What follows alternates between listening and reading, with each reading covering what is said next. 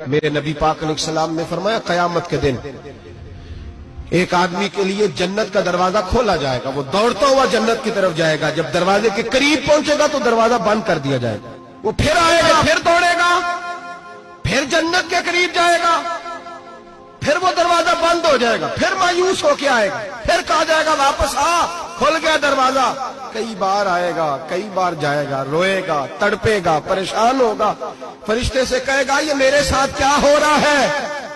تو وہ فرشتہ کہے گا وہی ہو رہا ہے جو دنیا میں تو اللہ کے بندوں کے ساتھ کرتا تھا، تو لوگوں کے مذاق اڑاتا تھا، بوڑھوں کا مذاق اڑائے، بیماروں کا مذاق اڑائے، غریبوں کا مذاق اڑائے، وہ سمجھدار ہے؟